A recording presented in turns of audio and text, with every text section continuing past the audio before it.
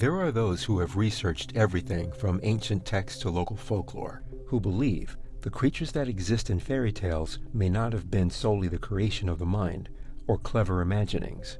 Giants, ogres, goblins, and little people no bigger than your thumb. What if some of these stories were passed down through the ages because they were real? Recorded eyewitness accounts. Impossible? Or honest confessions of encounters that are simply beyond our ability to understand? When Jack and Katie started talking, all I could think about was this little girl in a world filled with monsters, and now the coming of a champion I assumed to rescue her. It was the end of the session and they were tired, and the two of them headed back to the hotel. Of course, I went home and told my wife everything to the best of my recollection. "So who's the champion?" she said. I told her, "Your guess is as good as mine." Then she said, "Not that I believe in any of this, but aren't you afraid when you tell this story there's going to be a lot of people trying to cast a spell on their door?" "I could think of crazier things," I said. "Well, what if you wind up sending an army of people into God knows where? The Great Abyss?" She was looking at me serious.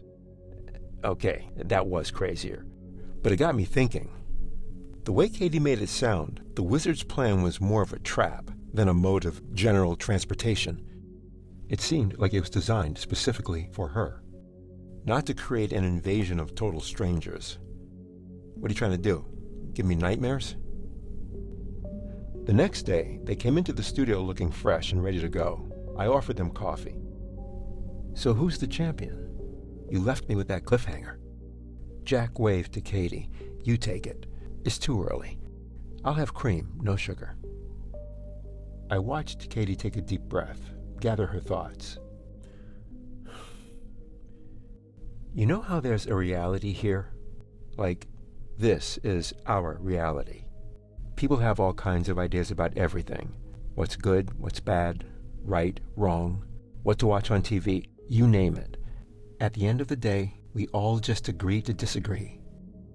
"Yeah, sure. That's the world we live in. It's full of doubt." "Exactly," Jack said, pointing at me with way more intensity than I liked. Katie continued, "Well, that's not the case in their world. The Nor world." "The Nor world?" "Yes. A place where there is no doubt. No doubt about their origin. Imagine that.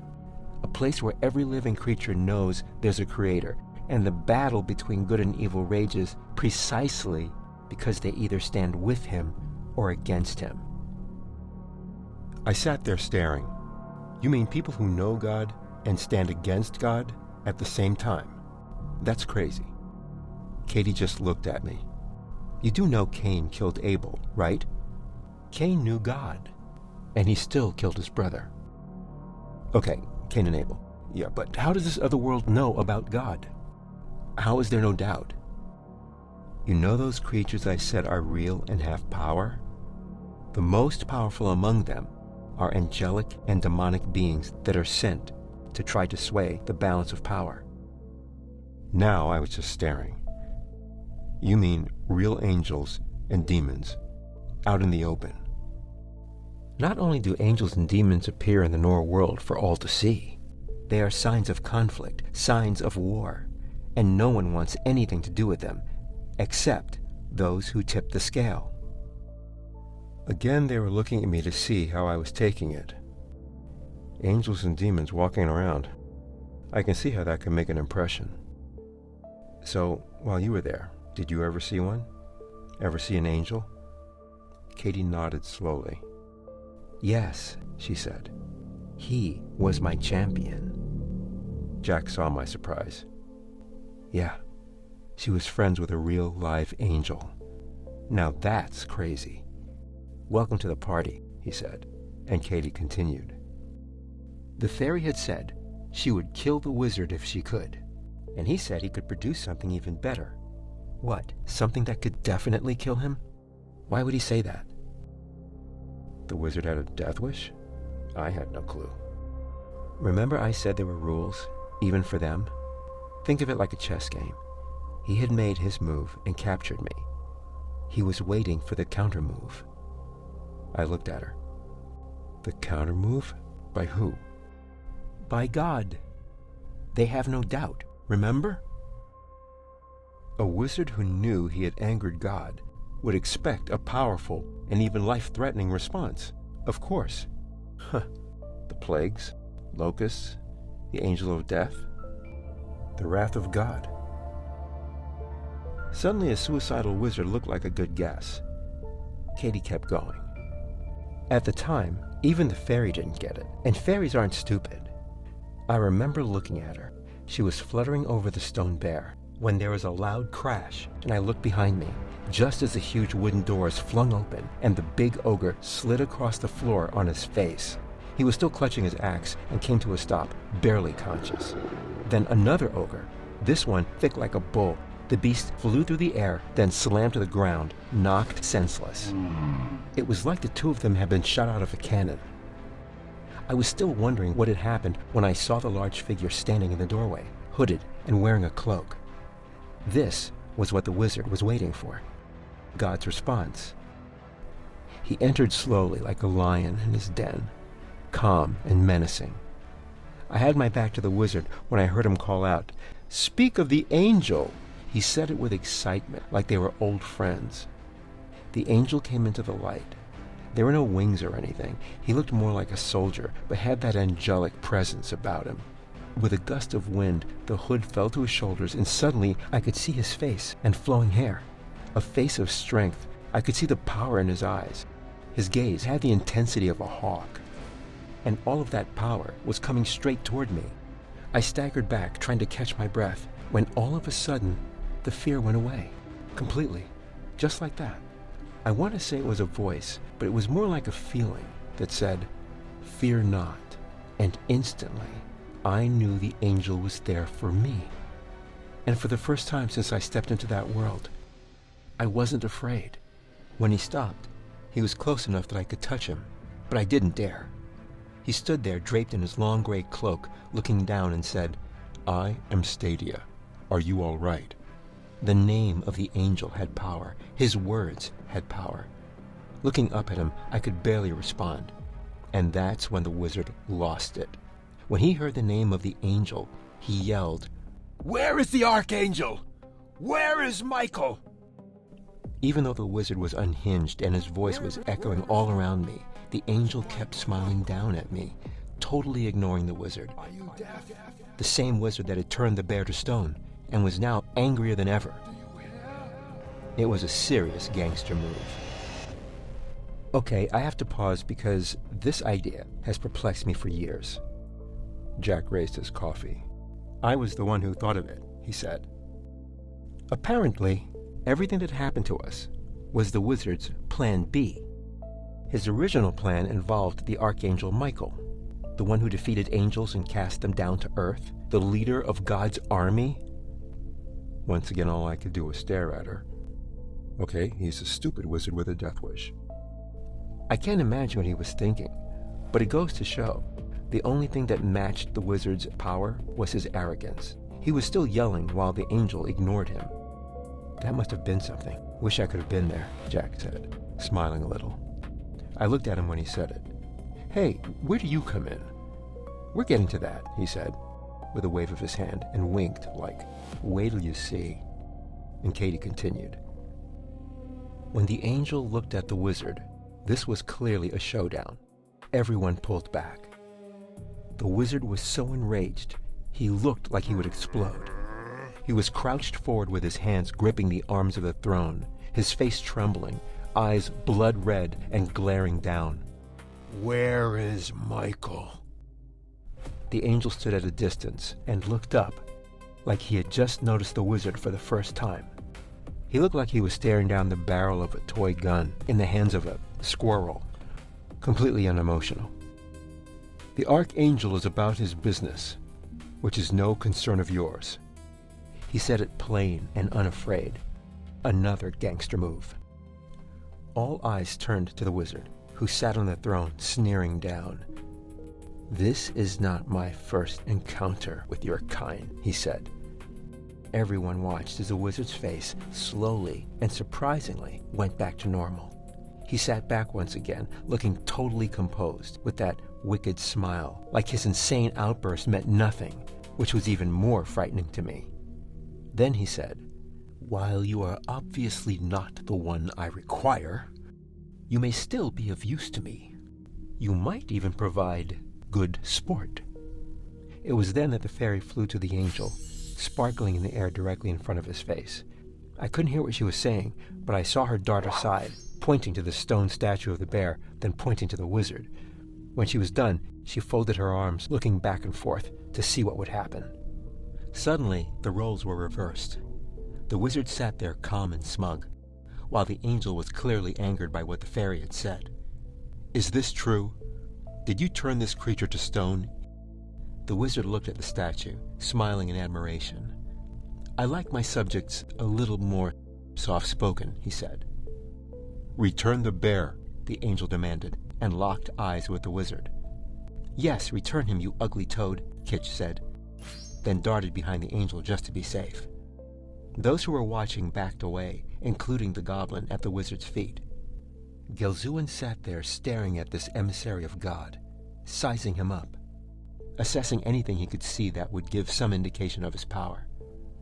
I saw him glance at the ogre still reeling on the floor behind the angel, who stood there silent, a mystery to all, shrouded under his cloak, his hawk eyes staring back at the wizard, until the wizard finally spoke. "You angelic beings are all alike, sentimental to a flaw. It's a weakness, you know." He said it like he had found a gap in the armor, something he could exploit later. Gelzuin took a lighter tone. He tried to look kind, which came off as dismissive. "Very well," he said. "The bear is of no consequence to me." And just like that, stone turned to flesh and fur, and the Bear King was back, like it never happened, and he finished the thought that was interrupted by the spell. "I will fight you," he said. "As long as there is breath within me, I will fight you." Suddenly, all of his loyal subjects were clapping and cheering to see their king return to the living. Of course, the proud bear thought they were celebrating his brave speech. He nodded to them graciously until he turned and saw the angel standing next to him, then staggered back like he had just appeared out of nowhere. I could see Kitch bobbing up and down and laughing at the comedy of errors, and it made me smile. Standing before the angel, the Bear King pled his case. "Angel of God, have mercy, I beg you. I am Bronwyn, King of Coravandia," he said. "This menace arrived with ogres and goblins and seized my throne, claiming to be searching for treasure, and now he has brought the wrath of God upon us." "Guilty as charged," the wizard shouted from the throne. The audience jeered and shook their fists defiantly at him. Now that the angel was there, they were bold and unafraid, until Gelzuin stood and shouted to the crowd. "Hear me," he said to the angry mob that refused to be silenced. The angel raised his hand. That's when I got a glimpse of his golden armor shimmering in the light. "Be still," he said, and lowered his hand. Now that the hall was quiet, the wizard continued. "What you have said is true. What I seek is certainly of great value. Now that I have the child, she will come with me." This was a direct challenge to the angel. Stadia pulled back his cloak to show his sword. The armor that surrounded it was so sleek and flawless. "You are mistaken, wizard. I assure you, whatever plan you've devised will not involve this innocent child," he said. The wizard smiled. "Clearly, you do not know the charge you have been given, and the gift she holds." The angel glanced down at me. My look of horror must have been worth the price of admission. "What are you about, wizard? What is this treasure you seek? Speak plainly." And then he said it. "I seek the white horse, the one known as Majesty." When Katie paused, I assumed it was for dramatic effect. This was the moment they both were leading up to, the reason all of this had happened. "Majesty. That's what this whole cosmic kidnapping was about," she said. "He thought there was a connection between you and some white horse named Majesty?" "Not some white horse," Jack said. The white horse of power and glory. He just looked at me. You know, the rider, sharp sword, robe dipped in blood, faithful and true. None of it was ringing a bell. The second coming of Christ? Jack just smiled. You don't strike me as a church-going man. He had that right. Christmas and Easter, that was my church schedule. They must have seen the look on my face. The wizard and the goblin were one thing, but this... Oh, stay with me, Jack said.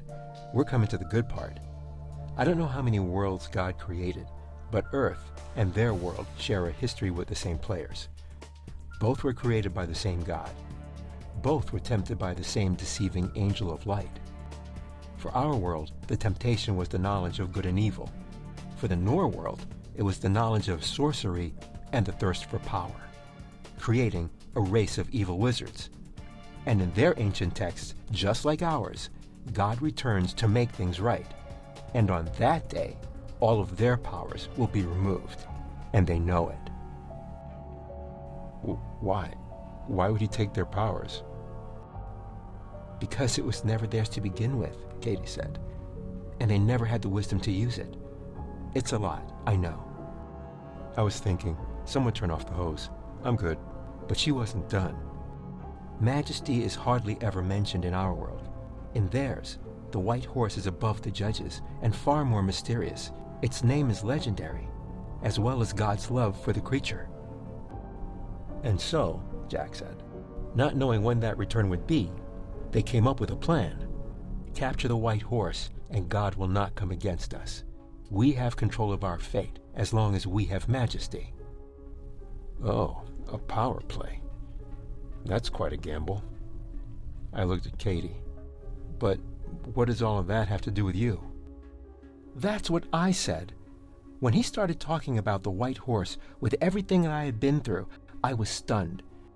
Just the mention of the name, and the people around me gasped. The bear stepped back, and the angel held the wizard's gaze. That's when I heard the tiny sound of laughter. When I looked, I saw the little fairy drifting down like a feather. She landed on the bear's back, laughing so hard she got everyone's attention, then rolled off and floated all the way to the floor.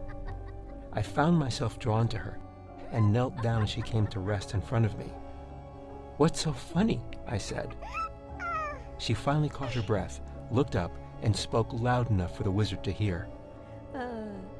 The wizard is wasting his time. Everyone knows that no one knows where the white horse is. Those who heard the fairy began to smile, because she was right. The ancient text said no one knew. Even the bear smirked at the absurdity of the wizard's claim, until Gelzuin turned to the fairy. "Then, my dear Kitch, that is your name. Allow me to introduce you. She is that no one of whom you speak. She is the Revelator, the one who discloses hidden truths and can bring this secret to light." He was pointing right at me. The angel was looking at me as well, like suddenly it was true. The wizard sat back and watched the fear return, as everyone considered the extraordinary situation. This was a real wizard that had brought a real being back from another world, and he had risked the wrath of God to do it. A being he claimed had special knowledge. And now that a real angel was standing before them, it certainly looked like he was telling the truth. That's when the angel had had enough. He walked past the bear, headed straight to the wizard on the throne. "The child is under my protection. Whatever your plan, you will find no assistance here." The wizard sat forward like the angel had just struck a chord. "Ah, yes, your protection. But what of her brother? Her dear unbelieving brother? What protection do you offer him?" When he said that, the angel stopped dead in his tracks. And even in my 12-year-old mind, I saw the wizard's true power, his ability to get into your head. It was another move on the chessboard, and I could see the angel suddenly reasoning it out. Everyone wanted him to keep going and march up the steps to wring the wizard's neck. Instead, he turned around and came straight up to me and said, "I must go." I was stunned, horrified. Was he suddenly afraid? Running away? I remembered saying, "You can't leave me here." What he said made no sense to me at the time. The die is cast. This has happened for a reason, and the matter must play out. Do not be afraid. I will return, he said. Till then, do not speak to the wizard. Say nothing to him at all. I was so scared. All I remember is both the fairy and the bear swore their allegiance and safeguard.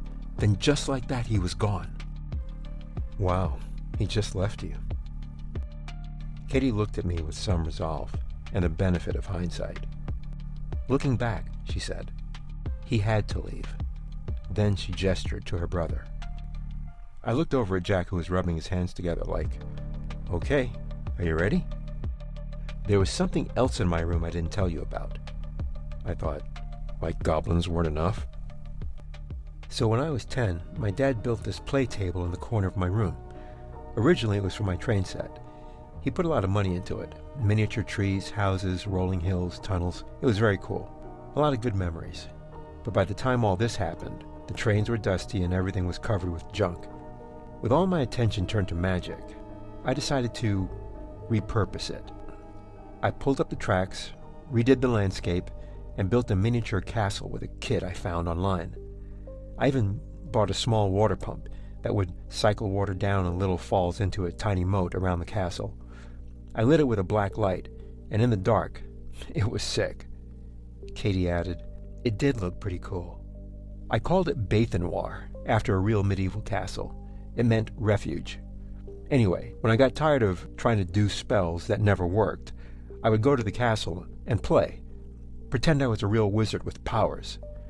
Among the pieces I would move were 2 toy figures I found at a yard sale, a little cast-iron black knight wielding a mace, and a wizard, 2 inches tall, made of bronze. Remember Katie said Gelzuin wore a bronze robe? Was that more foreshadowing? Wow, that is weird. Yeah, the Black Knight was even weirder. So that night when I apologized, I went back to my room. I was so mad, I sat at that table for hours, wanting to escape into that little world, Bathenoir. There I had power. I could do anything, be anything. It was probably around midnight when I finally got tired and crawled into bed. That's when I fell asleep. You ever have one of those dreams where you know you're dreaming? This was one of those. I had had this dream many times before. In it, I was a great wizard, Bathenoir was my castle, and it was under siege by a dragon, and I was in the fight of my life. The head of the serpent came up underneath the stone bridge, spraying fire. In the dream I could fly, and I launched into the air to get away. The fire caught my cape, and I landed on the balcony above and stomped it out. When I looked down, I could still see the beast with its red eyes glowing in the shadows and smoke billowing up out of the dark. Like I said, it was a reoccurring dream, an ongoing battle between me and the monster. Like always, I stormed into my chamber high in the castle tower. There, I'm rummaging around looking for maps to determine the kind of dragon it is and the kind of spell I should use, when I hear a voice behind me. How goes the battle? It's the Black Knight.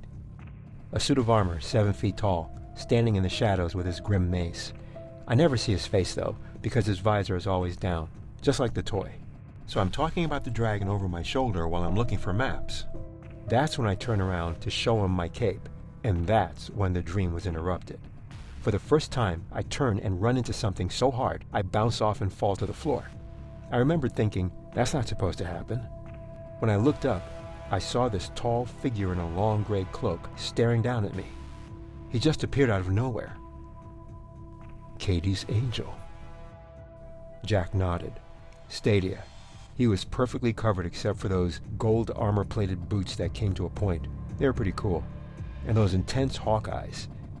He glanced over at the Black Knight that was much larger than he was, but he looked at it like it was just a statue, no concern for it whatsoever. I got up complaining and yelling, "Who are you? How'd you get in here?" He looked at me and said, "Come with me." I told him I wasn't going anywhere with him. "Your life depends on it," he said, then turned and walked away. The air in front of him turned into a portal of mist and light that he went into and disappeared. Now, I knew it was all a dream, so I figured, what the heck? I remember telling the Black Knight, "If I'm not back in an hour, come and find me." And then I walked into the mist. I didn't know he was real. So the angel brought you, and that's how you got into her dream. They looked at each other. Not directly, Katie said. I have a tough time remembering because of the wizard, but Kitch told me later everything that happened. The fairy told you. Yeah, pixies have great memories. According to her, after the angel left, everyone in the throne room was as frightened as I was. He was telling them not to be afraid. He was telling them that the angel was on their side and that the wizard was going to get what was coming to him. And he must have been laying it on pretty heavy. Kitch said when she looked to see how the wizard was taking it, the wizard was gone. She saw the wicked little goblin sitting on the throne, grinning at her. She said she flew to him, buzzing all around the devilish little creature like an angry hornet, looking for the wizard. That's when she turned to tell Bronwyn and saw that I was gone too. The bear was in the middle of his speech when she flew to him, trying to get his attention, and he swatted her away. She said she flew around his muzzle so fast, she lit his whiskers on fire. Needless to say, that got his attention. When they realized what happened, they were more afraid than ever. They had promised the angel they would protect me. Now that I was gone and so was the wizard, what would the angel do? They were horrified, and the bear couldn't control them. Kitch said she had to fly up to the rafters to get away from the noise, where she and her friends started to use their senses to see if they could find where I was. She and the other fairies. Their fairy senses? I said it with a tone, and Katie was annoyed. Yes, they have special senses. Do you have a problem with that? A problem? Me? No. I just never thought I'd be having a conversation about fairies. Please go on. Where were you? Where'd you go? You mean where did he take me? Somewhere and nowhere. When the angel left, I remember all the shouting and screaming got so loud, I covered my ears and closed my eyes.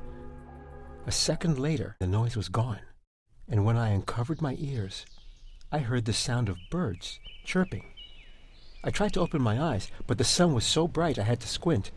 Suddenly it was daytime, and I was sitting at this long banquet table in a field of tall grass as far as I could see. How I got there, I didn't know. And that's when I saw I was not alone. At the other end of that long table was the wizard, seated in a high-backed chair, sipping tea.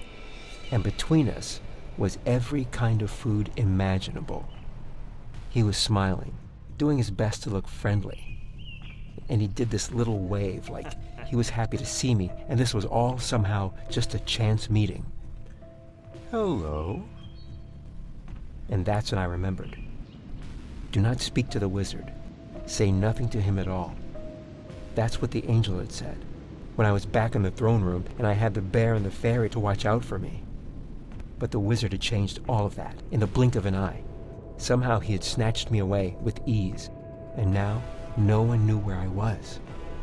Suddenly I was more afraid than ever, and talking was the least of my worries. I was alone with the wizard, and that was worse than anything.